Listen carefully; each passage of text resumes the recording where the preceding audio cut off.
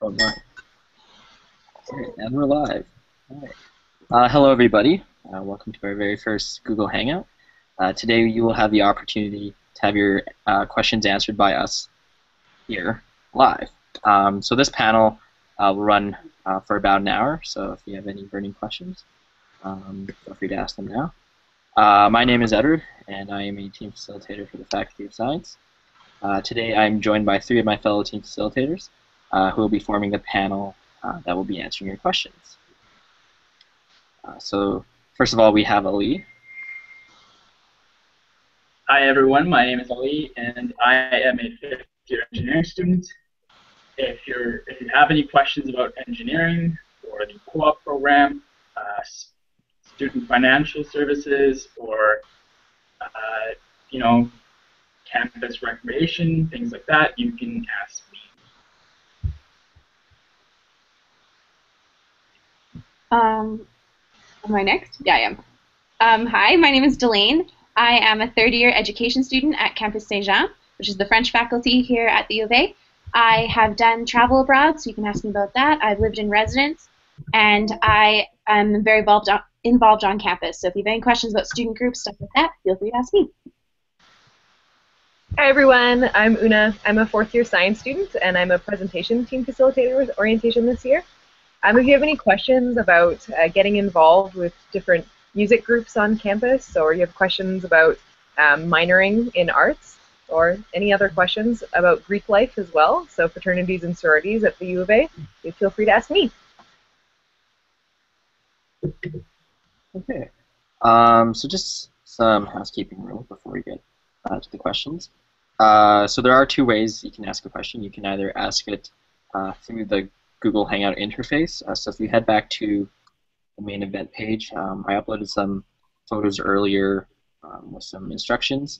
So just have a look at those. You can ask a question that way, or you can also tweet out a question and use the hashtag UA orientation. And then we can answer it that way also. Yeah, so we already have a question. So we'll just get right to that. So this first one is from, I'm sorry if I butcher your name, a mug. So his question was that he had signed up for the general orientation through us, but he's a business student, and he just had some questions about attending the business orientation, the faculty-specific session.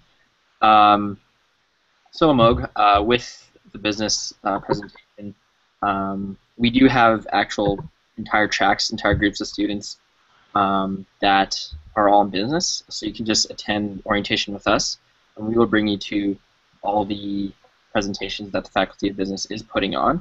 And this goes with all the other faculties. If you did receive an email with regards to like a specific session at a specific time, just come to orientation with us, and your orientation leaders will take you to all the sessions that the faculties are putting on. So we're working really closely with them.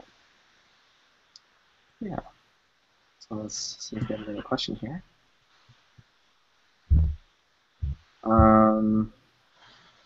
Here's a question. This one is more so about general campus information. So Delane, if you want to answer this one, what does my one card do for me?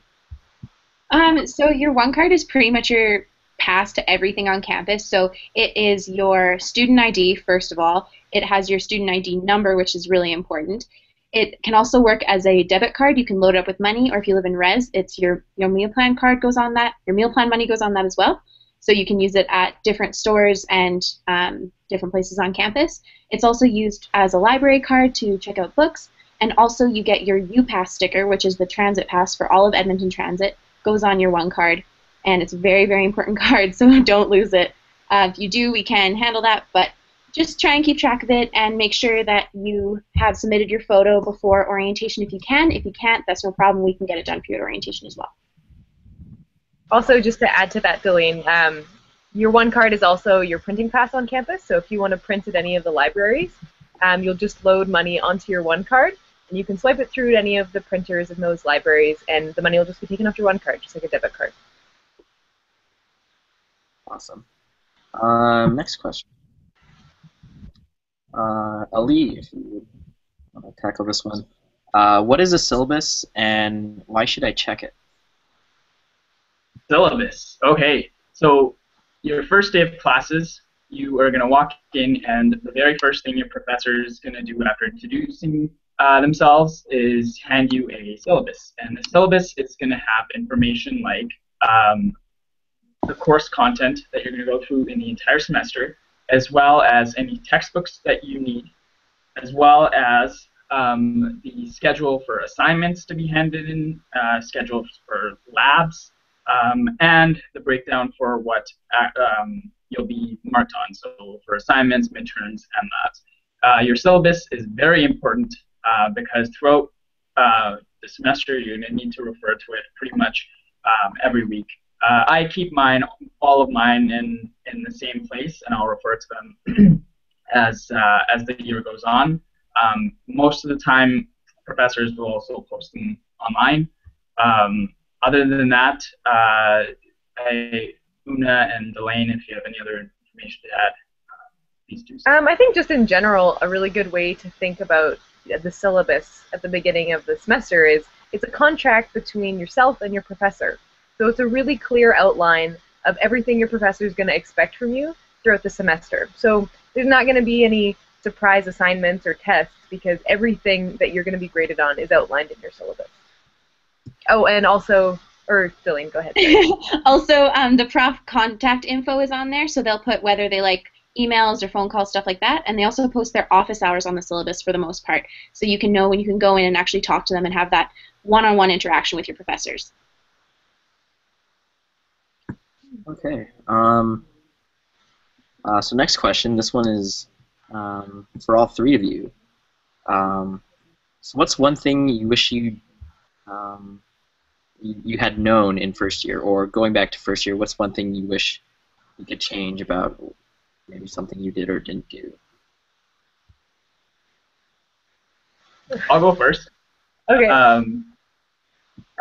So when I came into university, one of the things that I kind of prepared for was I didn't know what to expect, and so I wanted to make sure that I would be as ready for anything that could come my way, and that meant that I made sure that I dedicated a lot of time for my academics, and I made sure that I was always staying on top of that. What that also meant was that at times I stopped myself from taking part in activities around campus, from being in student groups, and that's something I got more involved in my second year of school. And if I were to go back, I would definitely go back and do it the first year because it's one more year of awesome activities and getting to know more people. So definitely, I think I was a little bit more apprehensive in my first year when I didn't need to be that apprehensive. So if you are a little bit worried about that, there's plenty of things you can do to make sure you stay on top of your academics as well as balance any extracurricular activities. Yeah, I'd kind of say similar to that. I'd say also my first year, I really wish that I had known all the different support that I had on campus. Sometimes I knew the name, but not really what the service was. So it's really good to know you're going to learn all about this at orientation, but there are so many different services at the U of A to help you no matter what you're struggling with. So if you're struggling with your academics or maybe you don't write as well as you want to, you need some study help, there's so many services. And also for your own self-care, there's lots of like the Peer Support Center to just talk to somebody if you're kind of struggling emotionally or something like that. There's so many people who just want to help you and really want to support you. So that's something I definitely would have taken advantage of my first year had I known. So for me in my first year, I came to university, not from Edmonton, I'm from BC, and so I got super involved in student groups right off the bat. And Ali is right, that's definitely something you should do in your first year because it was really an amazing experience for me. So my thing I would have changed in my first year is how much I spent on textbooks. I was like, here's my textbook listing, and I'm going to go to the bookstore and buy all of them, and I dropped like $600 on textbooks. Whereas sometimes your professors don't require the textbook, or they don't require the newest edition. So you can purchase it from another student more cheaply, or you can also take textbooks out from the library if they're not used a lot. So I would really hold off on buying your textbooks for the first day of class. If your professors don't expect that you have read the whole thing cover to cover the first day, and they'll let you know what their expectations are in terms of required readings. Awesome. Another question here. So it goes, I know I can make my schedule using Bear Tracks, but what else can I do there? I don't know if you'd like to take this one. So the question was, what else can you do on Bear Tracks aside from make your schedule? Okay. So one thing that you may encounter later in your years, something that I encountered this summer, I'm part of the undergraduate summer research program, is that you can get paid through Bear Tracks. That's a little known fact. So if you're getting paid by the university through either a studentship or a scholarship, you can get paid through Bear Tracks. So just fun fact. Anyone else have anything to add?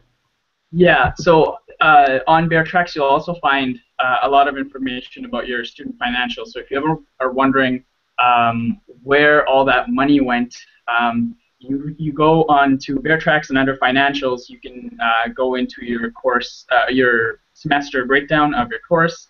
You can see how much each course costs and how much other fees are for each semester.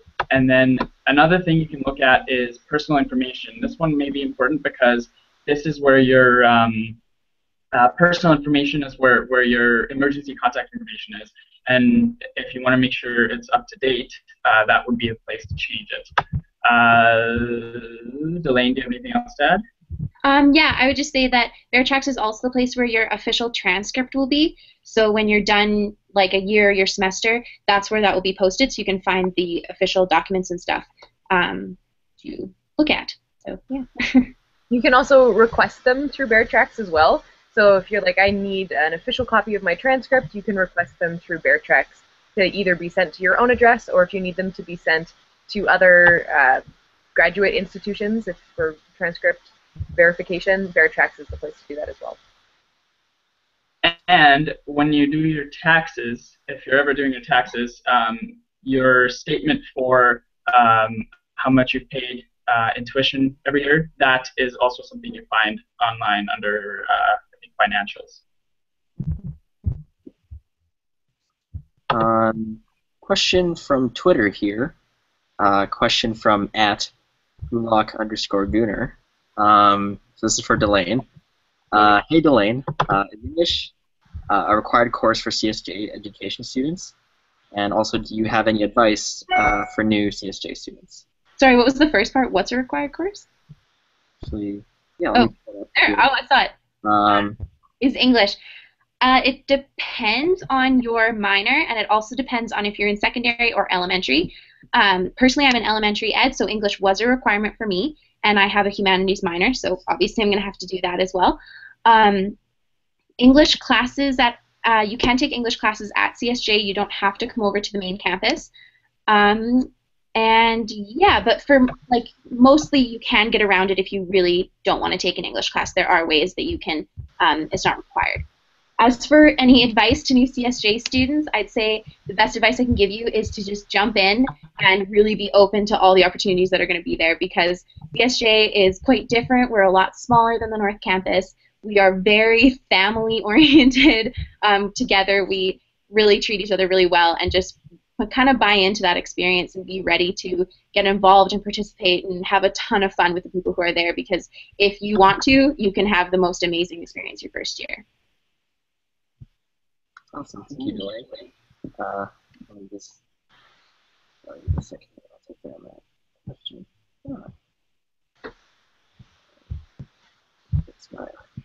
There we go. A question here on the Google Hangout event page from Joel. The question is, this one applies to all three of you. I've never been good at meeting new people, and I'm scared university will be no different. Help. So Does anyone have any advice for Joel?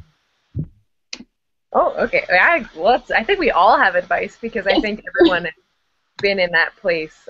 You may be coming out of an environment where you know people, you feel a little bit more comfortable, and then especially if you're coming to orientation, you're surrounded by so many new people. Um, but it's scary, meeting new people and putting yourself out there is scary. So really the best advice is just to take a chance on yourself. Like, you are surrounded by 35,000 like-minded people who are all here really to achieve the same goal, which is to pursue higher learning. So you already have that in common with everyone.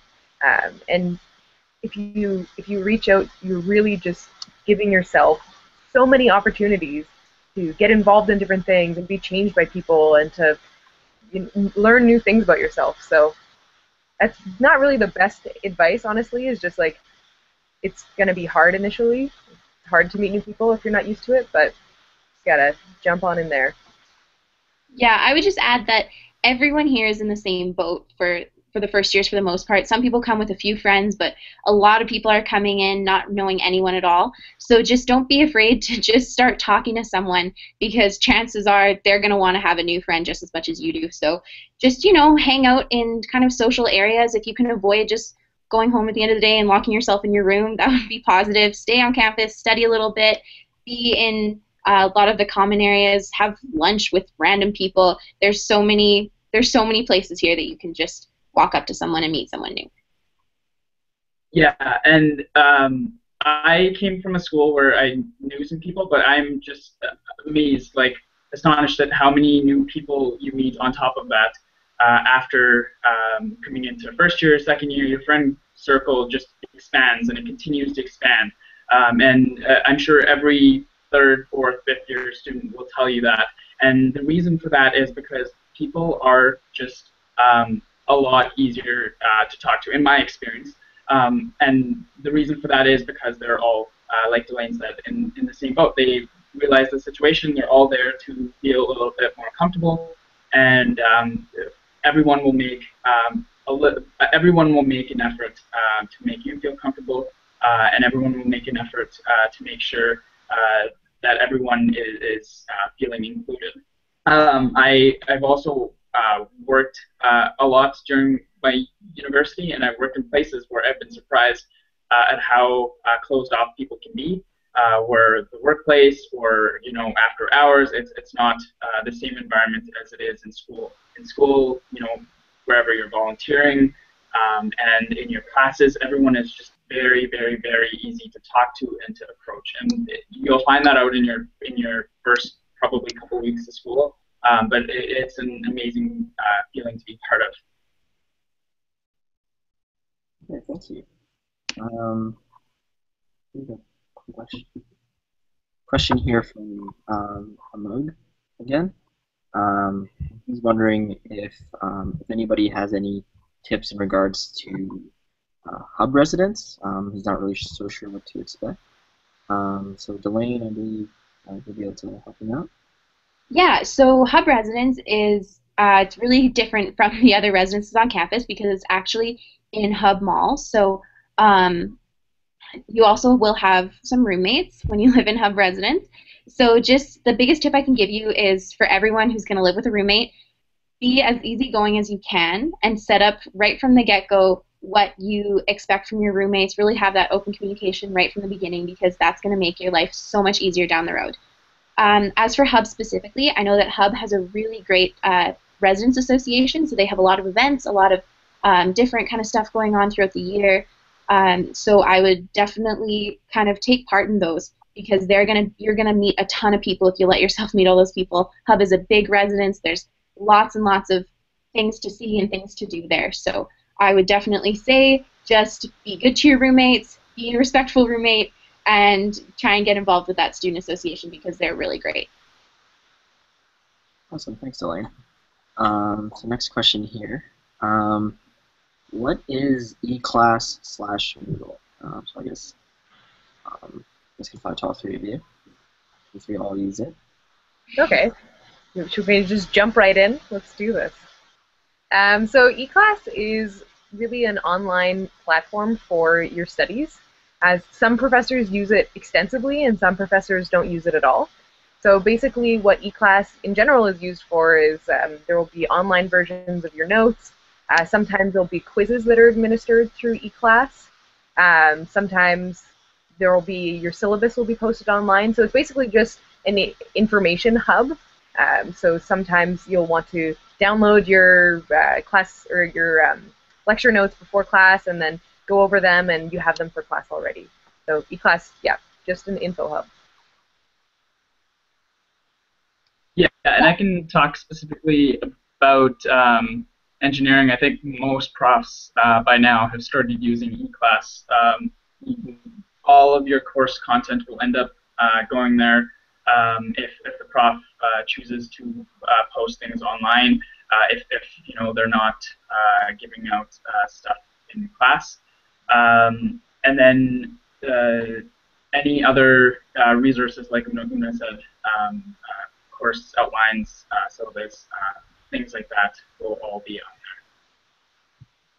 And also, a lot of profs will have you submit assignments through eClass. That's what I've seen a lot, is that you kind of can have forums or discussions with the rest of your classmates, and also to actually submit like final projects, all kinds of assignments through there. So don't worry too much if you don't understand it right away. You'll be learning all this your first week here, and there's tons of people to help you if you ever get stuck. Yeah, thank you. Let's see. Next question here. Are there advisors on campus? And what is my faculty / student advisor good for? Yes. There are a lot of faculty advisors on campus, and there's a lot of faculty-specific ones, and there's a lot of inside faculties in different areas. There'll be specific ones. Anytime you need to ask them about your program, which courses you should be taking, if you're unsure about any courses that you're not sure if you can take them, they're the person to talk to. If you need any permissions for some courses, they would be the person to talk to, basically to make sure that you have all of the right courses in your 4 or 5 years of university. Does anyone have anything to add? I'd just add that they're a really great resource, and to take advantage of the fact that they're there and that they will help you, because it can save you a lot of trouble down the road. Yeah. So during the tour portion of orientation, feel free to ask your orientation leaders where the specific faculty office where your faculty is found. I know most of the routes will probably be walking by these offices, so just ask your orientation leaders to point them out, and then that's where you should be able to find those advisors. Awesome. Next question here. Where do I go if I want to work out, and does it cost money? Una, do you want to take this one? Yeah, let's do it. Okay, so you are in luck because last year the brand new PAW Center was just completed. So the PAW Center is a physical activity and wellness center, and it's beautiful. You can't walk on campus without seeing it. There's no additional cost to work out at the PAW, but that being said, if you want to get involved with intramurals, or if you want to take a specific exercise class, sometimes, well, with intramurals, there's always an additional cost. But some exercise classes, there'll be a free class or a couple free classes every month. But in general, you do have to pay like a drop-in fee, or you can get a deal if you get like a 10-class punch card. So yeah, working out on campus is super accessible, and it's free essentially. And that's another use for your one card, is that you need to swipe your one card to get into the change rooms in the wellness center, As well as getting access to the center itself. Yeah. Thank you. Next question. I'm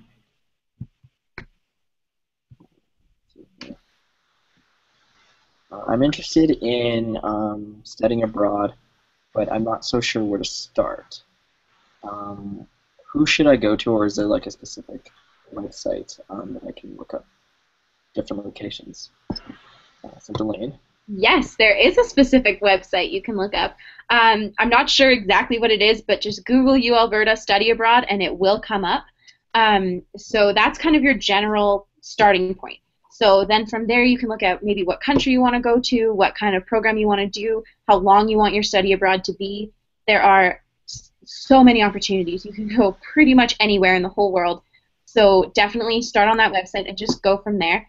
A lot of them have different requirements. Sometimes you have to be past your first year into your third or your fourth year, but it's all listed on the website. And also, there's also a study abroad fair later in the year that you can go, and different groups and stuff will have tables set up that you can go look at different opportunities. So for those of you who are watching right now, I just posted a link to the study abroad website. So if you're watching, look for the button that says Showcase, and the link to the website should appear somewhere on the right-hand column. So have a look there, and then you can explore the website for more information. And thank you, Delane. Next question here. So Ali, this one will probably apply to you since you take a lot of labs. How do labs work? Okay, well, that's a very broad question because it depends on which faculty you're in. In engineering, there are labs for a whole number of courses, and they can be what you would picture a typical chemistry lab to look like, to an actual just a place where you can get some extra help for questions that you have. It could be just, you could go in and they could give you a worksheet or a quiz that you have to hand in at the end of the period. It really depends on the course, but basically you'll have the two types. One where you are completing work to be handed in at the end of the lab. The other one might be where you're doing experimental stuff. I've had labs where I'm down testing materials or things like that, or I'm solving differential equations. So it really depends on the course. And for the sciences labs, Una can probably explain better. Yeah, so if you're a first-year science student, usually the two labs you're going to have to take right off the bat are biology labs and chemistry labs. And they're very different. So chemistry labs, you have a very specific lab manual with very specific exercises that you're going to go throughout the course of your lab. And you have a laboratory component and a seminar. Now the seminar doesn't actually consist of anything. I know a lot of first years get a little confused with that. It's just an hour a week where you don't have anything else scheduled. And so essentially this course is putting aside an hour for you to get help.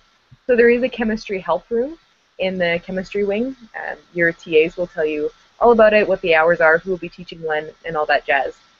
But the labs, if a lot of you have done chemistry labs in high school, a lot of it is just kind of continuing. It's a lot of titrations. But a biology lab, again, you're going to read your lab manual. A lot of it is pretty straightforward. And usually your lab component links up pretty closely with your lecture component. So you'll be doing some dissections, or you'll be looking at different organisms under a microscope and fun stuff like that. But things you need to know for any lab: always bring a lab coat and always wear closed-toed shoes. It's just a safe bet. Yeah, and some labs might even require you to wear safety goggles. Yeah. So that's something else. They'll let you know if you do need to purchase a pair of those or not. So just pay attention. Okay. Question from Nicole. What is a study tip you would give to new students? I was getting for all three of you. Oh, sorry. Go ahead. Oh, you want me to go? Yes. Okay, golden. So it's actually probably one of the hardest things to do consistently in university.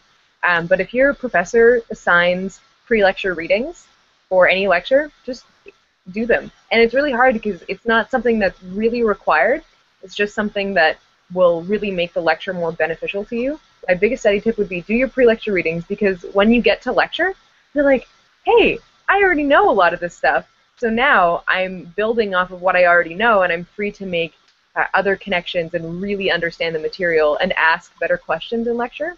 Because while you're doing your pre-lecture readings, you might say, hey, I'm wondering about this. This is confusing to me. So that gives you an opportunity right after class to go up to your professor and say, while I was doing these readings, this was confusing to me, or this was confusing to me. So really, and they pile up. There's a lot of them. But if you just are consistent with them and stick with it through the semester, you'll be golden.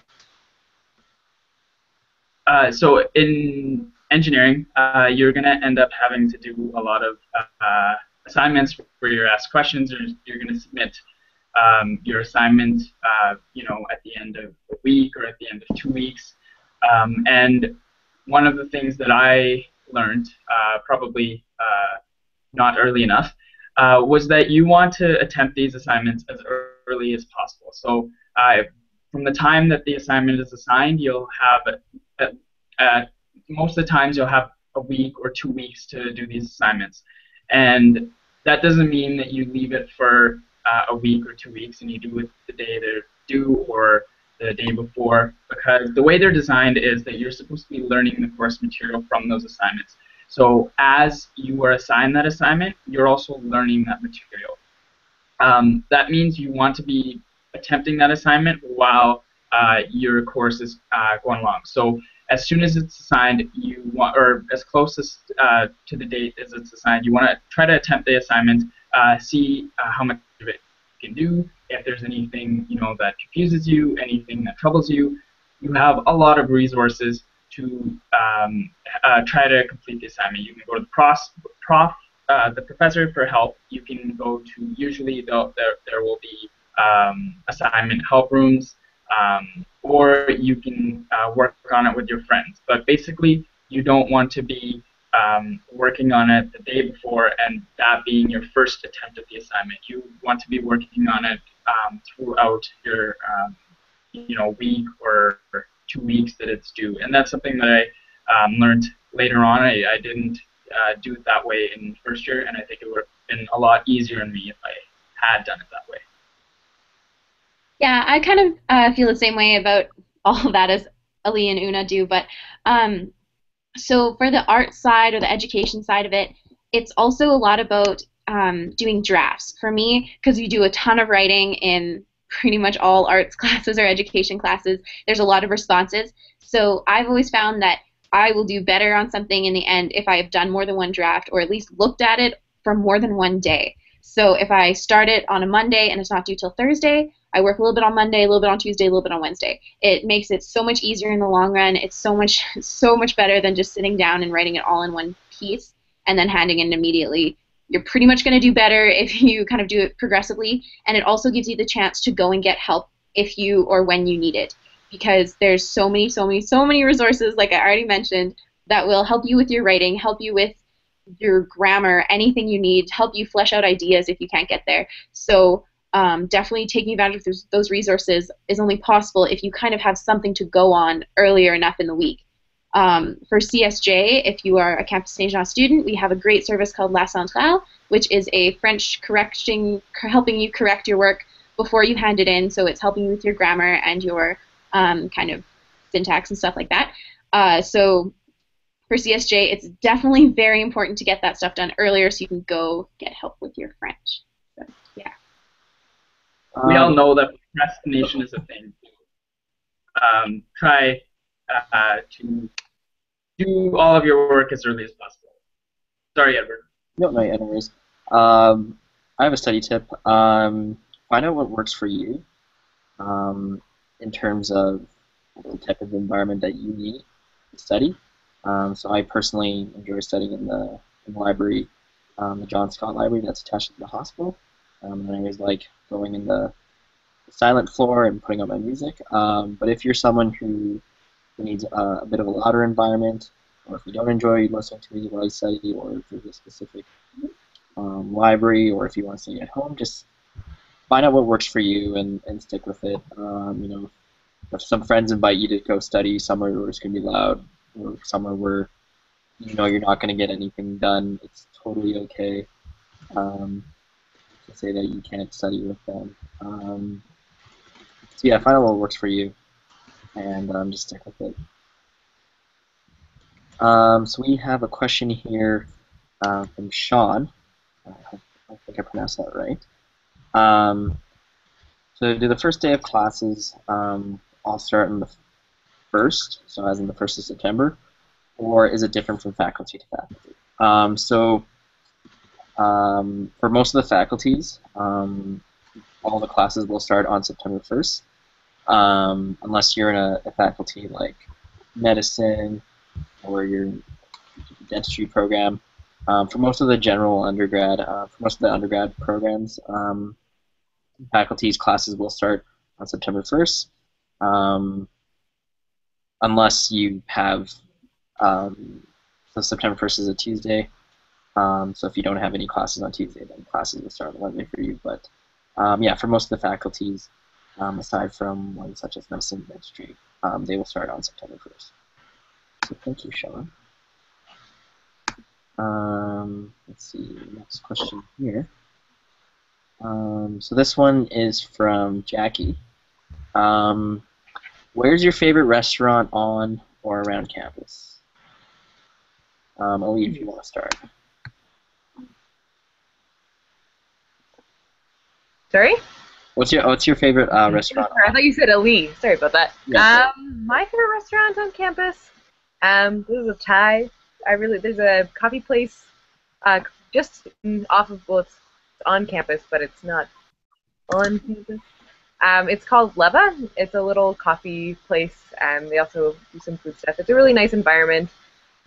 It's got a lot of windows, a lot of natural light, so it's nice to get a cup of coffee and also study in there.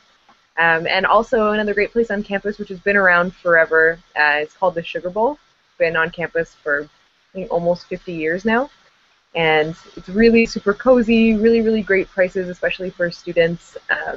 And yeah, a great place to grab lunch with a bud, or just have go for coffee or something like that. Someplace that I just went today for the very, very first time was called Room at the Top, and so it's at the very top of the Students' Union building, and it's like a restaurant bar kind of place, and I've never actually eaten there, but the views are really, really cool, so you should definitely check it out before you get into your third year like me. Yep. There's a lot of great stuff, but I'm going to pick one place from around CSJ. Maybe Delane knows about it.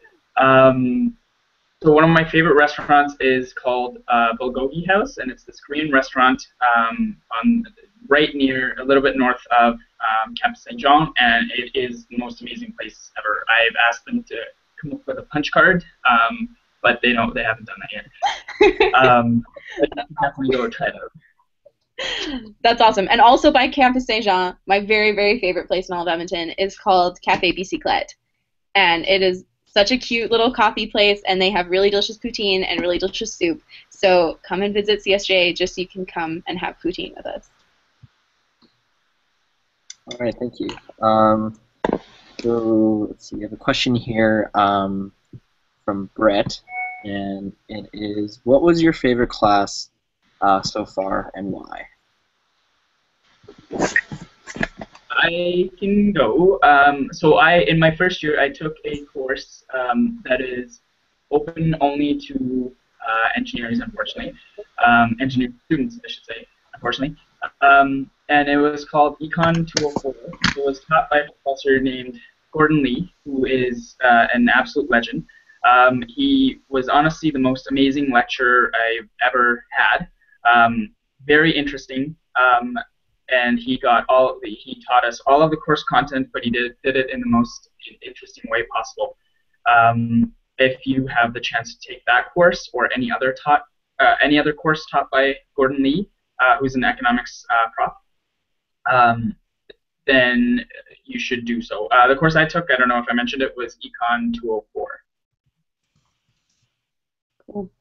I think my favorite class was it's only at CSJ, but one of my French classes I took, I don't think it goes by a different number now, but originally it was French 210, which was an oral French class, and it was just really cool because how we learned every day, it was just by doing debates, discussions, things like that. It was completely oral. There was no, I think there was one writing assignment the entire semester, which is very rare for a CSJ education class or French class. So it was awesome. Oral classes are really cool at CSJ, so that was my favorite.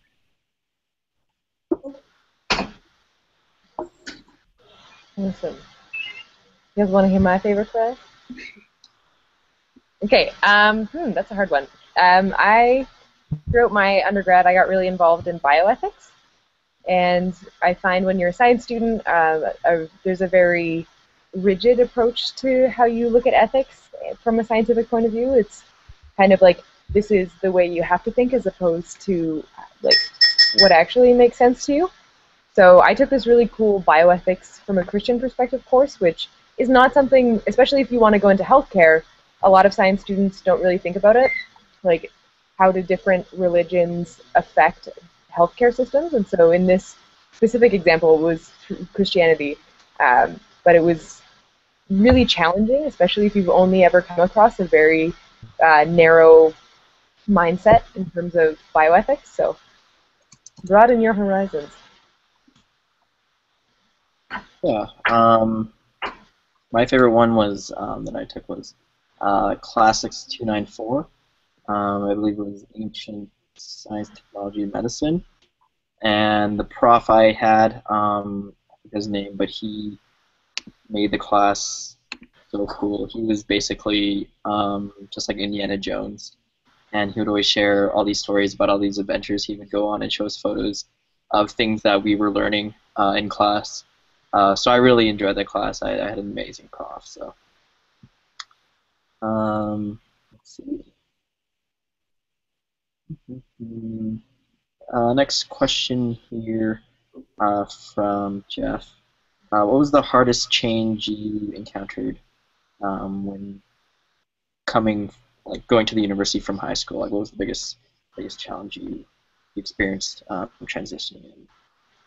That's a really good question. Sorry, is that cool? Yeah. So that's a great question because it's something that you don't always think about, like what's going to be the hardest part. But for me, the most difficult part was that I actually left home. So I am not from Edmonton, so I lived in residence.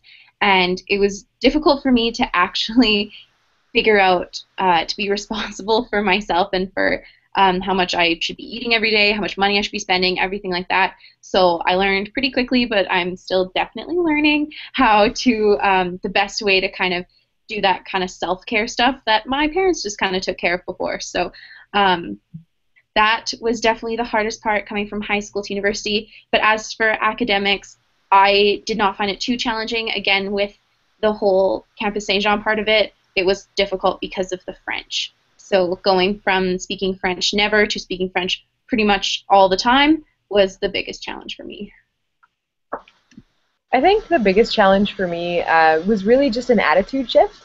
Usually, or a lot of students who come to university, you did pretty well in high school, and I feel like you develop an attitude that is kind of like, oh, I do really well and I don't even have to try, and that's sort of a credit to you, whereas in university, to do well, you really do have to try hard, and you have to work really hard. And so I just remember in my first year, a lot of people being like, oh, I only got a B+, but I didn't try very hard, so it's still pretty good.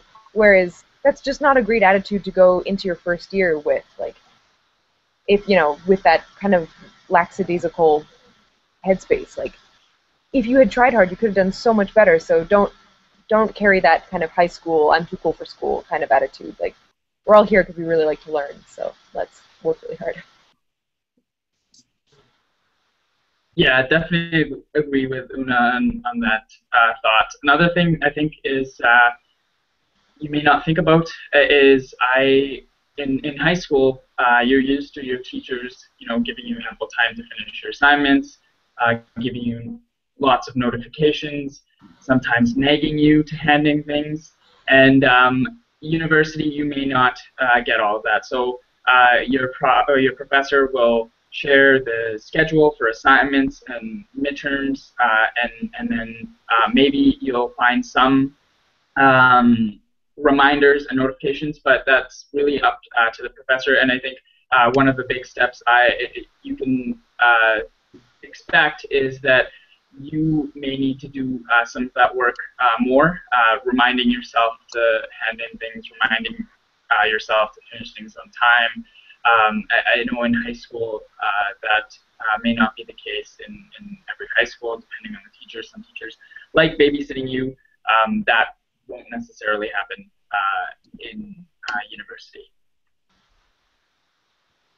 Yeah. Next question from Kayla here. So this one is regarding kind of like your relationship with your family. So it's so how do you manage keeping a healthy relationship with your family? And it says here that she's going to be on her own for the first time, so she's kind of concerned about what what her relationship with her parents might look like moving forward. So, Delaney, if you want to start off, Okay. and then everyone else can. Okay, so I'd say the biggest thing, for me at least, the biggest difficulty I had with my relationship with my family was that I should have really communicated with them better about what my expectations of them were. So I got up here and I was pretty lonely at the beginning, and I felt like I couldn't call them, which was totally not true. My mom would have loved to have heard from me, but I felt like I kind of need to figure this out myself. So I would definitely talk to your parents beforehand, like kind of before you move in to wherever you're going, before they leave. Kind of decide, okay, are we going to talk once a week? Are we going to talk every day? Are we going to talk 3 times a day? Or maybe it's just like, are we only going to talk when something big happens, or do you want more communication? That would just kind of, it's good to know, good to know what the other person is expecting, good to know, like you don't want to, you can always call them, they're your parents. I assume that they would always love to hear from you, but just having it out before, just to make sure that everybody knows, okay, I'm still your child and I'm still going to need you, or I need you to give me some space because I need to figure this out myself. So just have that conversation before you guys kind of part ways, and make sure that you are keeping in touch. Parents like hearing from you like at least once a month. That my mom gets mad if I don't call her like for at least a month. So kind of be respectful towards your parents. They're losing you just as much as you're losing them. So just, yeah, be nice. I don't know. Does anyone have anything else to add? For those of you that still live at home, what was your relationship with your parents like? I think that it's not an easy shift, because you're not, when you're a high school student, very much you well, with my own experience, my parents were pretty relaxed. It wasn't very like, you'll have a curfew at this time and you're never allowed out. But there is a shift from your parents asking you to do something, or from them telling you to do something, to the shift of asking you to do something. So you're not a high school student anymore. You're not really under their wing anymore. You're still living at home, but the relationship has definitely changed. And so for students who are still living at home but are craving a little bit more independence and maybe a little bit more separation from their parents, I would really suggest having a discussion about expectations with your parents and what they expect from you, because you're still living with them, and what your expectations of them are now that you're no longer a minor, you're now an adult and kind of making your own decisions and responsible for your own actions. Yeah, and I think at the same time, parents having gone through that themselves, they completely understand where you're coming from. I know there was probably a shift in my attitude. Going from high school to university, you have a little bit less free time. You're doing a lot. Sometimes you're doing more things. You're more independent, and I think for the most part, parents can understand that, because they were at the same point, so many years ago, and they can definitely relate to your situation. Awesome. So we have a question again from Sean. So this question is, I know that labs start in a couple weeks into the semester. Will there be a notification or an announcement that will tell them when labs start? So to answer your question, you will likely find out from your lecture component. Your prof will usually tell you when labs are starting. You can even have a look in your lab manual. Most of the lab manual will have a schedule of when the labs are starting, and also if there's any weeks where there isn't a lab. So yeah, check your lab manual, and also your professors from your lecture component will let you know. So you'll be fine. And your syllabus. Yep, check your syllabus as well. That's also another place where you can find out when they start. Thank you, Sean, for that question.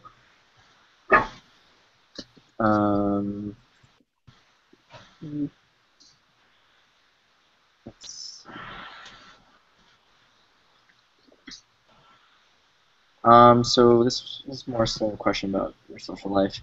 So this one's from Jamal, and he's asking kind of what your experiences with your high school friends were like when you moved forward into university. Like, were you still in contact with them? Or like, how did your relationship with your friends kind of change going into university? Ali, if you want to start off. Yeah, so I went to a really large high school in Edmonton, and I had known quite a number of people entering the university. So that I think it was a little bit easier for me. It wasn't so much of a problem, but at the same time, I think because there's a lot of people that you used to be in classes with that you're not going to be in classes with, people that you won't have as much time to hang out with. That's something that naturally does get adjusted. You can definitely, like a lot of my friends, I would hang out with them, once in a while. It'd be maybe every month or every couple of weeks kind of thing, instead of seeing them pretty much every day like you used to in high school. So that's something that will probably change depending on if they're not in your classes. But at the same time, if you have lots of time outside of classes, so if you have friends that aren't in your classes, there's plenty of time to meet up for coffee, maybe study together. It really depends on how you choose to address that relationship with your friends. Yeah, I definitely say like it's kind of your call what you kind of want from that relationship now. So for me personally, coming from a different town, I didn't think that I would know anybody at school. Turns out there was someone who was from my town who was also coming to Campus Saint Jean, but that's beside the point. So just kind of remember that this time is going to be kind of a transition for everybody. So whether your friends are going to the same school as you, not going to school at all, going traveling, just working, like there's so much change that's happening in everyone's life. So you kind of just have to remember that sometimes you were friends with those people because they are so like-minded and you love them and you're going to be friends with them forever. But sometimes they were just the people who were around. And it's okay to just be friends with people in high school and not really talk to them a lot after. And that's okay, just as long as you aren't mean. But just kind of remember that everyone, again, is going through the same kind of thing, and just do your best keeping in touch if you want to. If you don't want to and just get a clean start, just go for it. Get a clean start. You're at university. There's tons of new people to meet. So, yeah. And just a little bit about what I've experienced, about how friendships change a little bit in university is it's a little bit more effort. In high school, you're of course going to see your friends every day in all your classes, and so you kind of have that guaranteed like hanging out time if you just want to talk or that sort of thing. And a lot of you are in the same social circle, so you just naturally hang out all the time.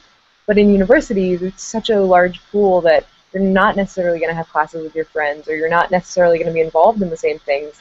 So you really do have to reach out a little bit more and take initiative. Just say, hey, let's go grab a cup of coffee, or do you want to go to this campus event with me? So really just, you have to put in a little bit more effort.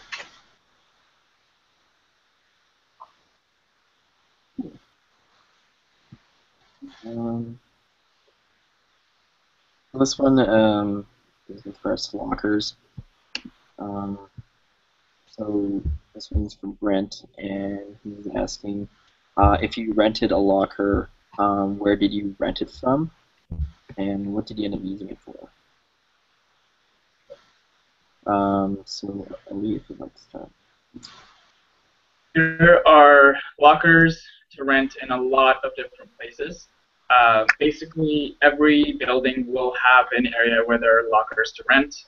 Some of the ones I can tell you about, there's lockers to rent inside CSIS, inside CAB, on the engineering side of campus, there's lockers to rent inside ETLC, the mechanical engineering building, civil engineering building, pretty much every building. And honestly, I would recommend having a locker because it makes a lot of things easier. There's a lot of times where you want to, after class, go, for a run. I like playing squash in between classes, so I have a lot of my stuff inside my locker, and so I don't need to carry that around in between classes. So it's really great for that. If you have any heavy textbooks that you're using and you want to keep around school, maybe just read for when you're on campus in the library. That's also a great place to put your books. You're definitely not going to be carrying around between classes. The other thing to add would be if you are specifically using monolocker for gyms, there are lockers inside the change rooms in the inside Van Vliet, which is where the locker rooms are, and it's connected to the PA, which is the physical. Can't remember the acronym. Somewhere help me out. Physical activity and wellness center. That is basically there are a lot of lockers pretty much in every building. Yeah, and a lot of those. So those are the locations where the lockers are. But the people who you will rent them from usually is your faculty association. So in the sciences building, so you can rent, as Elise said, in CSIS and CAB and CSIS basement, and that's through the Interdisciplinary Science Student Society. So when you're on your campus tour at orientation, that will be pointed out to you. You can also rent through the Collective Body for Art Students, or CBAS, which is located in humanities, which will also be pointed out for you if you're an art student, so on your tour. And for engineering, it would be Engineering Student Society. Sorry, go ahead. Okay, sorry. Just wanted to mention, so the people who live in residence, you'll notice when you move in, if you moved in today, residence is seriously on campus. Like, you are so close. It's almost going to be farther to rent a locker somewhere and then be walking back and forth towards it. So I would say, in my experience, and from pretty much everyone I've talked to, resident students pretty much don't rent lockers just because there's no point. Obviously, you can if you want to. And just to add in, at Campus Saint-Jean, lockers are first come, first serve. And you kind of just bring a lock and put it on a locker. There's not actually a charge at Campus Saint-Jean, which is pretty cool. So take advantage of that if you are at Campus Saint-Jean. Another thing to add to that would be if around campus, in any of the buildings, except for CSJ, like Delane said, you see a locker that doesn't have a lock on it, do not put a lock on it and use it. The associations that rent out those lockers, they keep track of which numbers are actually taken and which ones aren't, and so you'd have to go to them and get an actual locker. You can't just put a lock on it. Yeah, and they're not going to be nice about it and like put a note on it. Janitors are going to come and cut off your lock, and then you have to buy a new lock, and that's just a hassle. Yep. So we have about 5 minutes left for this panel. So if you have questions, ask them now. So we have a question from Samuel here. He says that he's seen a lot of people in the Facebook group that have been assigned groups for orientation, but he hasn't received an email for it yet. So Sam, if you haven't received an email yet, check your email one more time. You might have just gotten it. Also, try checking your junk folder in your inbox. It might have gotten sent to there. And be sure that you're checking your UAlberta email, not a different account that you might have had or have. But be sure you're checking your UAlberta one.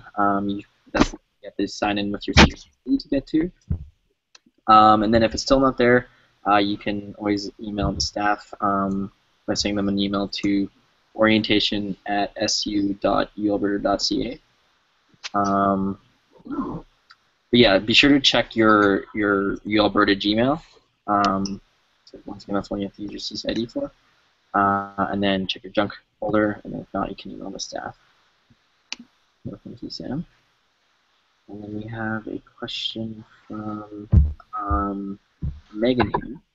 When and where is Clubs Fair? So Delane, if you want to talk about Clubs Fair.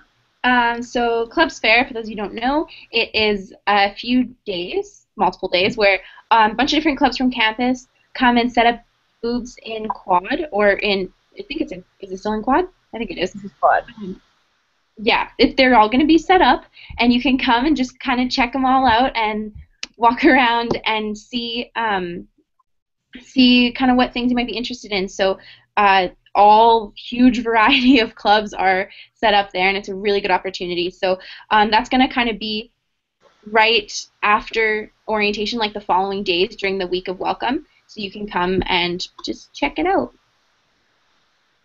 Okay, thank you. Does anyone else have anything to add? Okay. Last question here. So this is a question for me. But for each of you, what is one tip that you would tell our viewers for orientation? What's an orientation pro tip? Just for the day of. I would say. Oh. Yeah. Okay. I would say, like we've been saying, university, you're going to meet a lot of people, and these people are in the same place as you. They want to make friends. They want to have a really great first day. They want to feel comfortable and wanted on campus. And the current students understand that perfectly, and we will be, we know what that feels like. But for new students, I think the best way to be able to do this would be put on your best smile and say hi when you meet someone. Instead of avoiding eye contact, I would say in your orientation groups or wherever, say hi. You will be very surprised at what you would have in common with someone that's moved in from another town that's across the province, or someone that's maybe not from not even the country, and you would be very surprised at how much stuff you can have in common, and all of the things that you're doing on campus that you share. So that would probably be the way to go.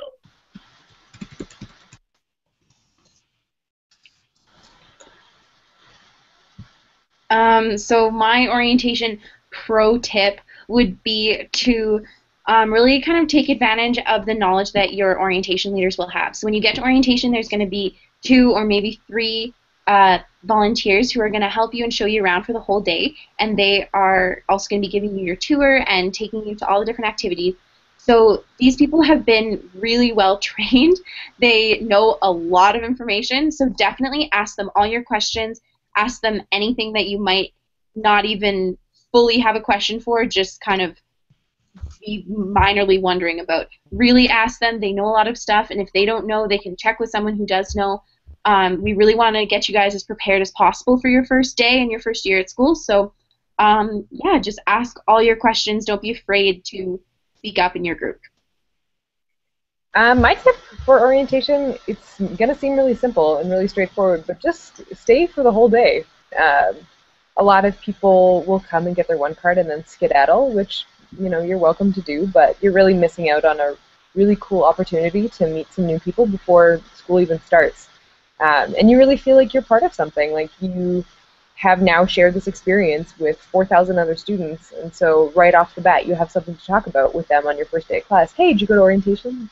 What'd you think of this? What'd you think of this? So I would really recommend staying. You have so much to gain from staying, as opposed to going home and just binge watching Netflix or something. So yeah. All right, awesome. Thank you to our panelists for volunteering their time to answer your questions today. And this will now bring our panel to a close. So if we didn't get to any of your questions, feel free to post on the Facebook group, as we have a wealth from all different faculties on that group, and they'll be able to help you out. You can also hold on to your question if you want and ask them in person during orientation itself. So if you did miss any parts of this panel, or if you would like to rewatch any part of it, feel free to check out the orientation YouTube channel afterwards. We will be uploading this entire panel onto it, so you can rewatch it. Feel free to follow us on Twitter/Instagram. Our handle is @UAOrientation. And if you still haven't signed up for orientation yet, you can still do so. You have until Friday. So I posted the link to the orientation website. It's just in that showcase section again. So feel free to sign up. And thank you for watching our first ever orientation Google Hangout. And we hope to see you next Monday, August 31st, for orientation 2015. Woohoo!